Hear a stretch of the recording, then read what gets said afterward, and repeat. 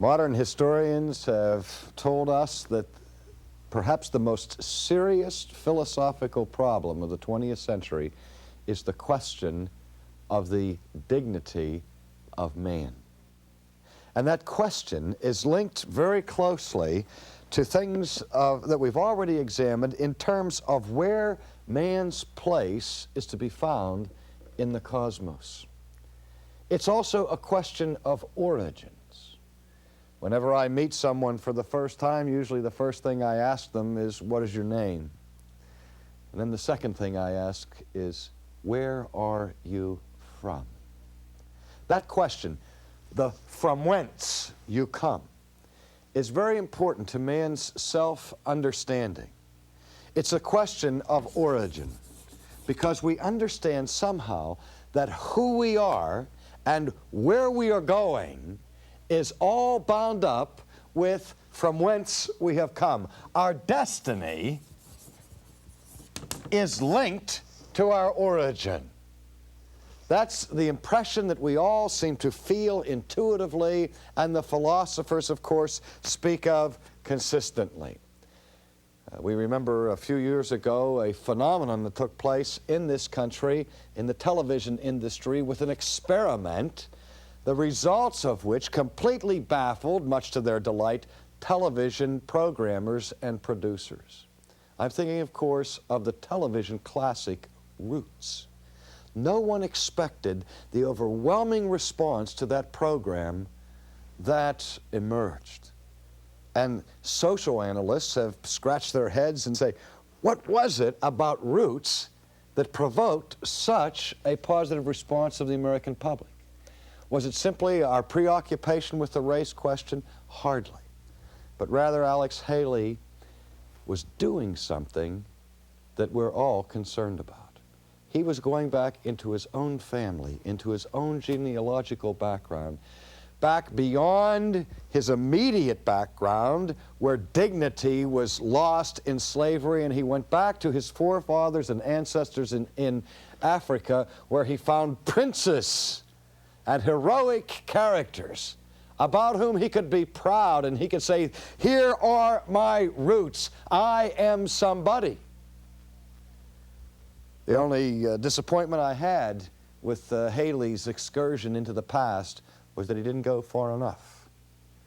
But if man is to discover who he is, he must trace his roots back to his ultimate origins. Now the question, what is man? Who am I? Though it is a pressing question in our day, is really not a new question. Sometimes we think that it's because we've become so sophisticated in our understanding of the expanse of the universe that man seems to be appearing more and more and more minuscule, and therefore more and more and more insignificant. But we're not the first generation to be overwhelmed by the immensity of the universe. David, for example, in the Old Testament, when he wrote the Psalms, I think of Psalm 8, and where he begins with the praise of God by saying, O Lord, our Lord, how excellent is thy name in all the earth.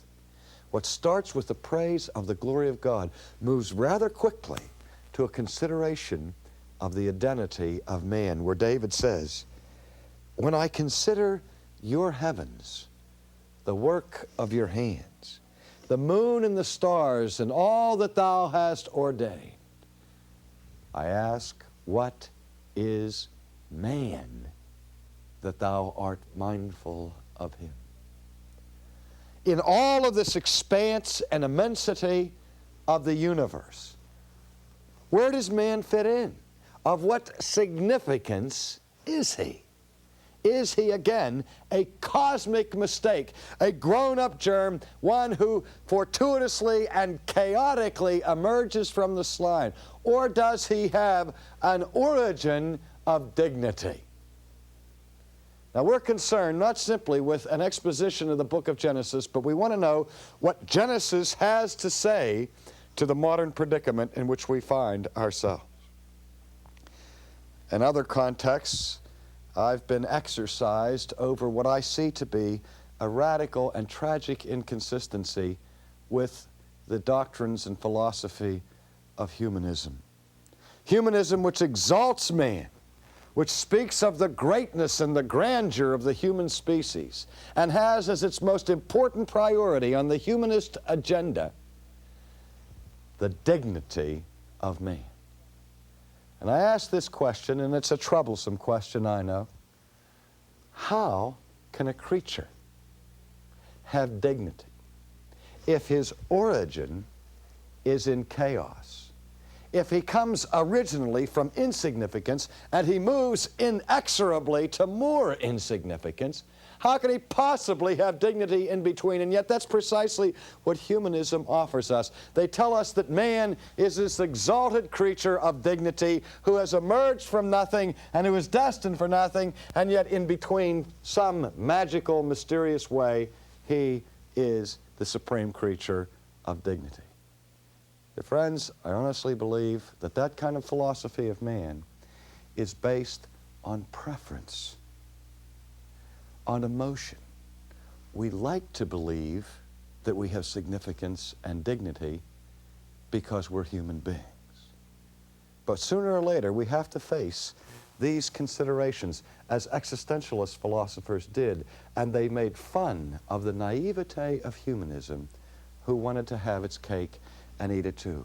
But the Christian responds to humanism from a historic base, going back to creation, very much concerned, intimately concerned with man's origins. Let's look at it as we find it in Genesis chapter 1, beginning on the accounts of the sixth day, as we pick it up in verse 26 of the book of Genesis.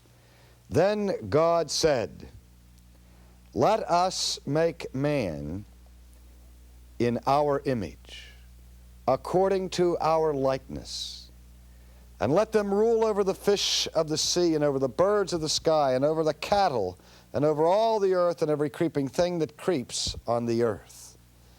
And God created man in his own image. In the image of God he created him. Male and female he created him. Now there's some very troublesome dimensions to this text. In the first place, we find that God speaks about the creation of man by referring to himself in the plural.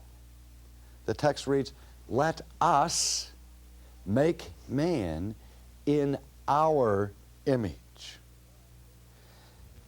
And the word for God there is the plural form of the God that's found in the ancient Hebrew.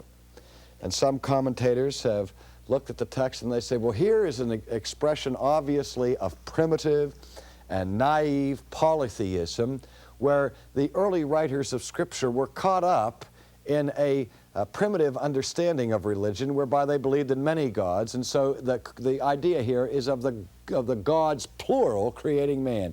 But that runs into the teeth of the rest of the chapter and the rest of the entire New Testament, which is thoroughly monotheistic in its approach. And so most scholars have rejected the idea that the plural form of creation refers to many gods or polytheism. Some have said it's simply an editorial device, the editorial we or the imperial we, but that's straining the problem too, as those are very uncommon in Hebrew literature. Some, particularly conservatives, have jumped to the conclusion that what we have here is a veiled hint at the Trinity, whereby the triune God says within the persons of the Godhead, "Let us make man in our own image." Perhaps that's why it's there. It would be very strange this early in the unfolding of God's divine revelation. There's another possibility, and the ones that I happen to prefer but certainly wouldn't push dogmatically, is that what we have here perhaps is an example of the Hebrew literary form that is called the plural of intensity, that calls attention to the fact that God, though God is one, he is not a one-dimensional being, but he has a fullness of character and a fullness of personality by which it's perfectly appropriate to use this plural of intensity to describe him. But whatever the case is, God says, I'm going to make man, or let us make man, in our own image and likeness. Two words, image and likeness. Again, some interpreters have tried to find two separate and distinctive qualities about man that correspond to the nature of God, that man is both in the image and in the likeness of God. I prefer to follow what I would consider the consensus virtually here of Old Testament interpretation, that these two words are used as synonyms, linked together by a literary form called a hendiades, which means simply you take two words to refer to one aspect. So that really what we're saying is that image and likeness refer to substantially the same thing, that there is some way in which man is made special, that he has a peculiar and unusual and extraordinary link to his Creator, and that the uniqueness of man, indeed the basis ultimately for the dignity of man, is found in that he is the image bearer of God. Theologically, we call this the concept of the IMAGO Dei, that man is made in the image of God. And this sets him apart from every other creature. Well, what does it mean to be created in the image of God? Again, as soon as we ask that question, we open up the door to a very, very complicated history of controversy within theology. Some have taken a very crass view of it, that have indicated that God must be physical. Since man is physical and man looks like God, then we must just bear a physical or corporal resemblance to the deity.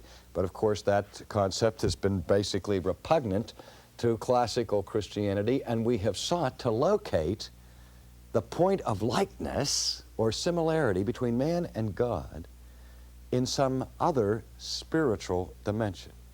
And so it was fashionable in the Middle Ages to locate the image of God in the sense that man is a rational animal, that just as God has the capacity for thinking, so does man have the capacity for thought. And just as God has the capacity for making moral judgments and behaving in a moral way, so man is given a will so that he also can be a moral creature, and so on. Well, I think that the classical thinkers at this point were very close to the mark in understanding that it is more the internal, the willing, the believing, the thinking dimensions of man that, that make up the image. But I think we would be remiss if we tried to imagine that only part of human nature was created in the image of God, the non-physical part. That separation of man's body from his spirit would be foreign to the Scriptures themselves. And I think if we're going to take the Bible seriously, we must include the mind and the will and the heart and so on in our understanding of what it means to be in the image of God. But if we're faithful to the text, I think we're going to have to see that not only the spiritual side of man, but his physical life is also in the image of God. Well, what does that mean? I mean, again, we don't want to fall into the crass or crude idea that therefore God has a body. No, God doesn't have a body. God is a spirit. We have bodies, but the image of God is stamped on our bodies as well as our soul. That is, the whole of man is the image bearer of God. Again, what does it mean to be created in His image and in His likeness? One thing it means is that man has a unique capacity to mirror and to reflect the character of God. That I am set in this world by God, and I am giving a human nature by which I have an ability and a responsibility to live in such a way that my life resembles the character of God. We see this not only buried in the opening chapters of Genesis, but we see it running through the Old Testament, the command that God gives to man early and then to the nation Israel later, where God says, "You shall be holy, for I am holy." He calls man to be a light to the whole world, not just to people, but to the animal kingdom, to reflect and to mirror the character of God. So, in a word, I am created as a human being with a capacity and a duty, in a certain sense, to resemble God, to show the animal world what God is like. So there's a sense in which a transfer takes place by the imprinting of the divine image on the human creature. Now I'm going to take a moment here to go to the board and make a distinction that I think is important for us to keep in front of us with respect to this great issue of dignity. The humanist, we'll put him over here, argues that man's dignity is intrinsic. The Christian maintains that man's dignity is extrinsic. Now, what's the difference? What's the difference between a dignity that is intrinsic and a dignity that is extrinsic? Well, an intrinsic dignity would be a weightiness or a significance or an importance that's built in. To say that man has dignity intrinsically is to say that dignity goes with our humanity. It's part of the given of our humanity. And it's precisely at that point that the humanist labors with that problem of origin and destiny. Because again, if the origin is in indignity and the destiny is in dignity, how can we say that the present state of man carries intrinsic, built-in dignity? Where'd it come from? Christianity is equally, if not more, concerned about human dignity. The agenda of the church has always been and must always be a passionate concern for human dignity. Yet, Christianity teaches that human dignity is extrinsic. Which means what? That it's not built in, it's not eternally found in the liver or in the bloodstream, but rather our dignity is derived, it's dependent. It's been assigned to us by God. For we believe that God alone is eternal and God alone has intrinsic dignity. But the whole point of the creation of man with respect to the value of man resides in this, that the Christian church is saying, look, you as a human being are important. You are of incalculable value because the one who is eternal, the one who possesses intrinsic dignity, has stamped his dignity on your person. You are created in the image of God. You bear his character. You are to mirror and reflect his dignity. It's for that reason that life, for example, is seen as so precious, and that even the power of sin, which corrupts and defaces this creature who's made in the image of God, the mirror is cracked, but it's still a mirror.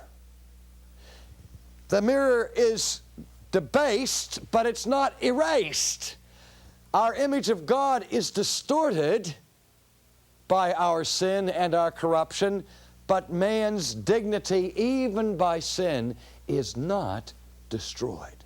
That's why we care about every human being on the face of this earth, no matter how corrupt, no matter how sinful, no matter how impenitent they may be, we must care. For in caring, we at that point are fulfilling the IMAGO Dei, because God's redemptive activity that follows through the rest of biblical history shows us that God is the kind of God who is so concerned about the value of human beings that even when we misrepresent Him to the world and we disobey Him and rebel from Him, He pursues us and embarks upon a cosmic plan of redemption. So let's understand that redemption, which is the heart of the Christian faith, flows not out of a vacuum, but that redemption flows out of creation. It's because of creation that we care about redemption. If you have no creation, as the humanists, then in the first place, you have no possibility of redemption, because frankly, there is nothing of ultimate value to redeem. And you certainly have no hope of redemption, no power for redemption, and really no reason apart from sentiment or emotion to even be concerned about redemption. But I have been made by God. That means I am somebody. My roots go back not simply to someone like Kunta Kinte. My roots go all the way back to Eden. My roots go back to that moment when God scooped up the dust and He tenderly condescended to lean over that dust and to breathe into that dirt the breath of life, so that man became a living soul. The inanimate earth was animated. What does the Latin animus, or from which we get the idea of animation, means? It means it comes from wind or breath or spirit.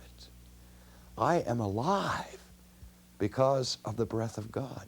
You are alive because of the breath of God. The humanist never gets us out of the dirt. He says we emerge spontaneously, by chance, from the dirt. And from that dirt we come, and to that dirt we return. Yes, we agree with the humanists that dirt was involved, but not a dirt that on its own power, on its own steam, through this accidental chancing collision of atoms, suddenly began to be animated. But we're saying that our life, the very principle of our being, comes from the being of God. God breathes into us His animus, His spirit, by which we live and move, and as the New Testament says, have our being. There's a couple of other matters that I want to cover quickly about the creation of man. And God created man in His own image, and we see that God says, let them rule over the fish of the sea, over the birds of the sky, over the cattle in the earth, and every creeping thing. That man in creation is given the responsibility of having dominion over the earth. That he's given not only a unique nature, where he's stamped with the image of God, but he is also given a unique role of authority in the universe, where divine authority is transferred to him, not in the absolute sense, but in the secondary sense. That man becomes God's vicegerent, that is, his vice king on this planet. And we are to have dominion over the earth and to subdue it. That's an exalted position for the human race over the rest of the creaturely elements that make up this world. And then we read, and God created man in his own image, and in the image of God he created him, male and female he created him. Now, it may seem like a subtle distinction, perhaps even a distinction without a difference, but I think it's important that in the text here, that doesn't say that God creates man and woman. But he says he creates man, the generic term, mankind, or human beings, and he gives to mankind his divine image, and he says, male and female, he creates them. Male and female, clearly referring to different role descriptions, different sexual functions, male and female. And that at the beginning of the creation of the race, God builds in unity and diversity a shared humanness, a shared participation in the divine image, and a shared dignity. So that we see a clear equality in creation of dignity between the male and the female. Different tasks are assigned. Different responsibilities are given. It's not the man's responsibility to bear children. That gift and duty is given to the woman. There are certain characteristics and distinctives to the male and other characteristics and distinctives to the female. And some have tried to wrest out of the differences a hierarchy of values.